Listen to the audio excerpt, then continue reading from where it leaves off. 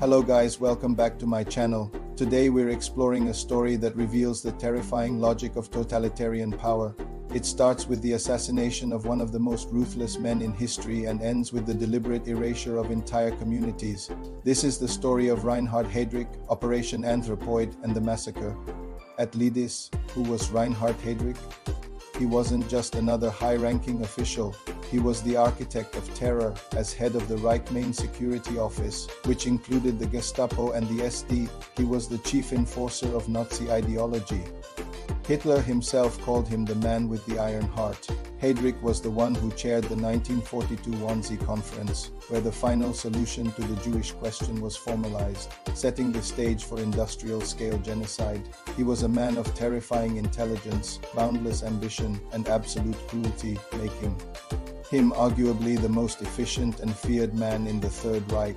In 1941, Heydrich was appointed the Reich protector of Bohemia and Moravia, the occupied Czech lands. He arrived with a clear mission: crush all resistance and Germanize the Czech people. His rule earned him the nickname the Butcher of Prague. He immediately initiated a campaign of ruthless repression, ordering mass arrests, show trials, and the executions of hundreds of patriots, intellectuals, and suspected resistance members. He combined this brutality with a policy of carrot and stick, offering increased rations and social benefits to workers to keep them compliant, while hunting down and eliminating anyone who dared to oppose him. His message was clear: obey or be destroyed. Faced with this brutal occupation, the Czechoslovak government-in-exile, operating from London, made a momentous decision. They concluded that a symbolic act of defiance was necessary to show the world and their own people that resistance was not dead. They needed to prove that the Nazis were not invincible, and the target they chose was the highest-ranking Nazi leader they could reach, Reinhard Heydrich himself. The mission was codenamed Operation Anthropoid. Two brave men were selected for this near-suicidal task: Jozef Gabčík and Jan Kubiš. They were Czechoslovak soldiers, trained in Britain by the Special Operations Executive.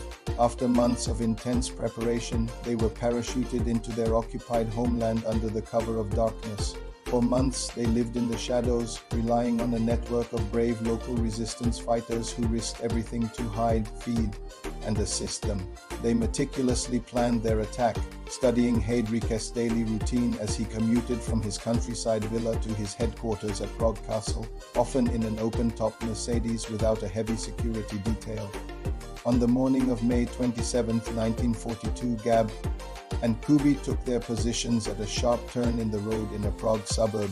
As Heydrich's car slowed to navigate the bend, Gab stepped into the road and raised his Sten submachine gun. He pulled the trigger, but the gun jammed. Nothing happened. Heydrich, instead of ordering his driver to speed away, made a fatal mistake. Arrogantly, he stood up and drew his pistol, ordering the driver to stop. At that moment, Kubiš seized the opportunity. He threw a specially modified anti-tank grenade at the car. It exploded against the rear of the vehicle, blasting shrapnel into the car and into Heydrich himself. Although he wasn't killed instantly, Heydrich was severely wounded. Shrapnel, including horsehair from the car's upholstery, had pierced his spleen. He was rushed to the hospital, but infection set in. Despite the efforts of German doctors, he died 8 days later. Operation Anthropoid was a success. It was the only successful assassination of a top-tier Nazi leader during the entire war. The Czech resistance had struck a monumental blow against the heart of the Nazi regime, but the victory came at an unimaginable price. Hitler's reaction was not one of strategic calculation. It was pure, unadulterated rage. He didn't want justice. He wanted vengeance. He wanted to unleash a wave of terror so profound it would permanently scar the Czech nation and serve as a warning to all of occupied Europe.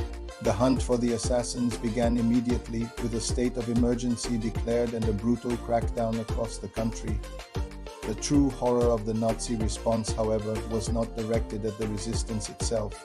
It was directed at the innocent. The Nazis needed a scapegoat, a symbol to annihilate. Their focus fell on a small, quiet mining village called Lidis, based on a flimsy and likely fabricated piece of evidence, a letter falsely linking the village to the assassins. The Nazis decided to make an example of Lidis.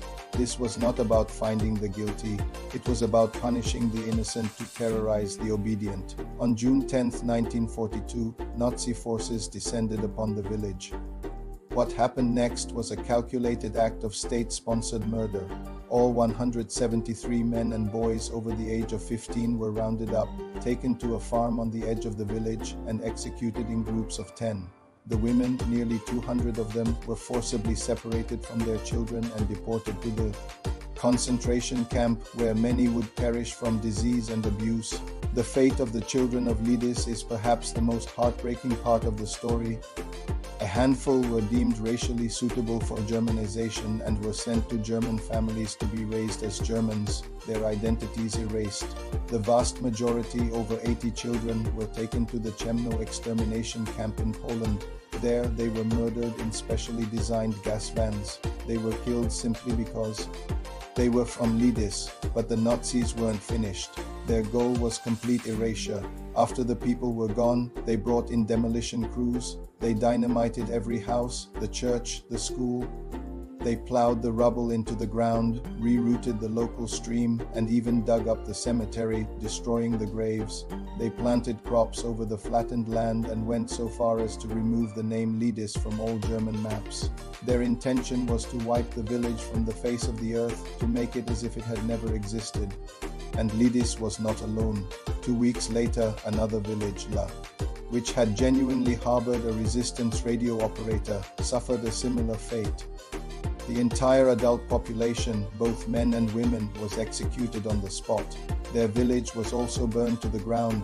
In total, the reprisals for Heydrich's assassination claimed the lives of over 1,300 civilians, none of whom were proven to have had any direct involvement with the plot. So what does this horrific event reveal about the nature of Nazi power?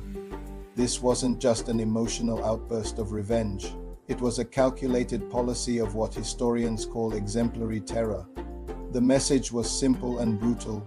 Resistance, or even the suspicion of resistance, will not lead to your own death, but to the death of your family, your neighbors, and the complete annihilation of your community.